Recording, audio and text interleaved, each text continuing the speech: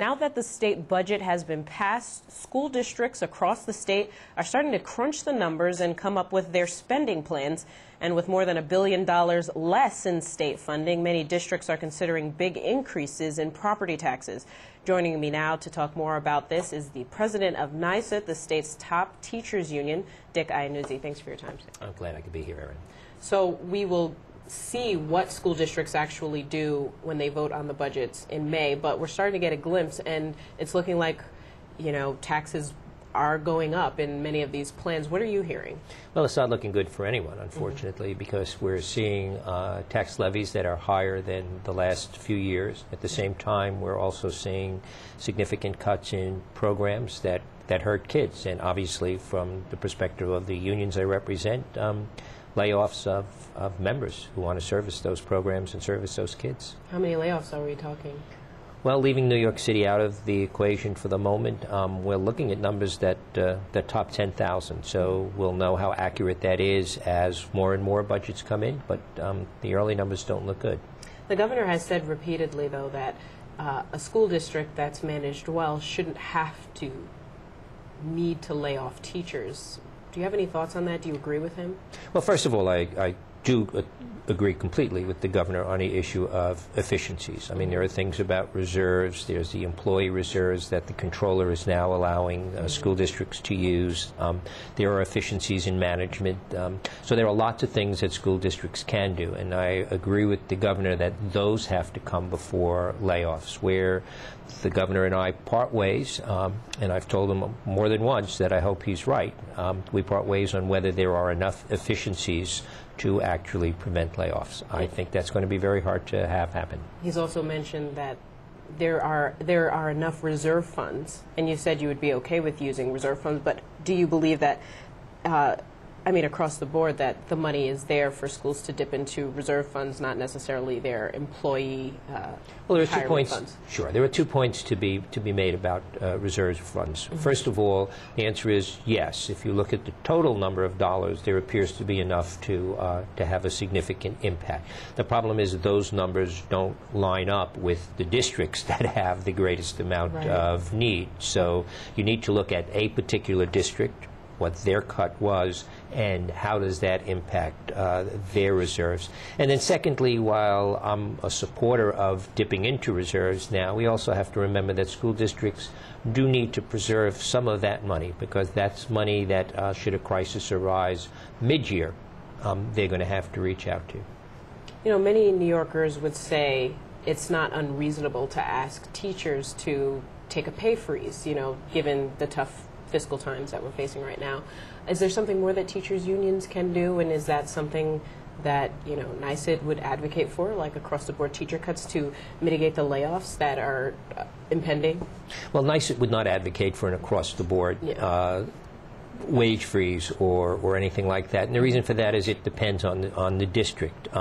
If you're in Buffalo, where you've gone 7 years without a contract, it would be foolhardy to say to those teachers, give something back. On the other hand, there are many districts in New York State that have restructured their agreements to preserve jobs and to preserve programs. School districts and unions have been doing that for several years now. Yeah. I mean, especially looking at the fact that many people have been calling this a $1.5 billion cut, but the governor makes the argument that it's not really a cut, it's just a cut in growth. And, you know, spending is pretty much staying flat, so why does there need to be an increase in spending? Well, the governor would argue that the cut is somewhere around 2%, other than the 6 or 7 that school districts are saying. But regardless of which number you take, it's less dollars than they had last year. And when you look over 3 years of cuts, and 3 years in which school districts have done everything in their power to make efficiencies, and teacher unions have restructured contracts, you're at a point now where the area that you could tighten your belt around has shrunk.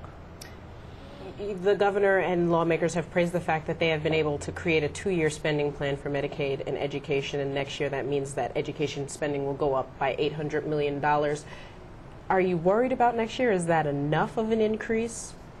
Well, I'm not sure it's enough of an increase, but I'm a little bit more pessimistic than that, because that's $800 million that we haven't seen yet. So will the economy of next year bring any of those parties to say, gee, maybe we can't do the $800 million? I mean, let's look at the foundation formula. The foundation formula was a well-thought-out plan to preserve funding in a way that equalized funding for poorer school districts, and yet we've stopped following the formula, even though the courts told us we should have. So until a school district has the money, I'm not counting next year's $800 million as in the bank. So what do you plan to do about the fact that the state stopped following the funding formula? Is this something that should be followed up with litigation? Well, there are clearly groups looking at litigation, and we are extending our legal staff to that same conversation, because if in fact it could be legally sustainable to make the argument that the state needs to be following the formula now, then we would feel an obligation to the state's neediest children to help make that happen. And what about the millionaire's tax? It's not in the budget. The state is trying to deal without it, but are you giving up on that? I mean, it doesn't expire until the end of this year. What else is being done on your end? It's obviously very disappointing that the millionaire's tax is not in this current budget. I mean, when I look at a budget that basically creates tax breaks for those who have wealth, and at the same time cuts expenses and cuts funding for those school districts in the greatest need, that's a message being sent to New Yorkers and being sent to the most vulnerable New Yorkers more than anyone else, that the state isn't looking after their interests. And I think that that's a great concern. Going forward, look, it doesn't expire until December, and I think as we look at the needs that are out there and the needs that have not been met, a combination of the millionaire's tax or some version of the millionaire's tax, let's put it that way, but some approach to not allowing the tax breaks to go through, and looking at increased revenues, which we'll know fairly soon just how much they're increasing by. That should address some of the shortfalls that are obviously in this budget. And are you hoping that after school budgets are passed in May, that may help bring new vigor to that argument? Well, I have mixed emotions about that, because what will bring new vigor to the argument about maintaining the surcharge on income for wealthy will be really devastating layoff numbers. So I'm not interested in seeing devastating layoff numbers. I feel uncomfortable because I think I'm going to see serious numbers. Obviously, if those numbers are there, the legislators are going back to their home districts. They're going to face a community that says, this isn't what I wanted, this isn't what I meant. At the same time that the wealthy are getting a tax break. So, you know, the big debate right now in the Capitol is property tax cap. You're against that. Can you talk a little bit about why? Sure. Well, in the context of everything we were just talking about, a state that has reduced its commitment over several years, a property tax cap is the absolute wrong direction to go in.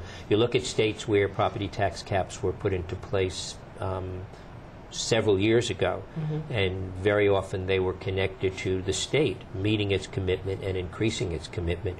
We're in a time where the state can't do that. So if there's going to be a property tax cap, it can't be an irresponsible tax cap. It's got to be a cap that takes into consideration necessary exemptions, necessary space to allow school districts to govern their school districts, because that's why the voters elected those school board members. Or mandate relief coupled with it, do you think that would help with?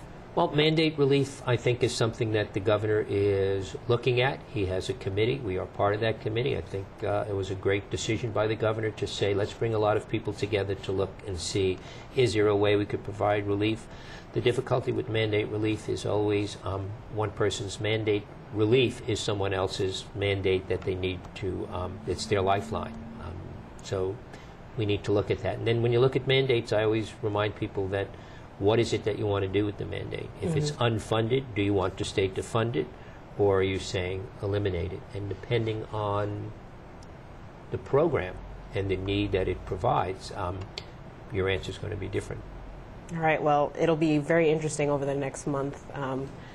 as we see how this budget really impacts local districts. But we so much appreciate you coming to chat with us, Dick Iannuzzi. Thanks again. I'm glad I could be here, Erin. Thank you.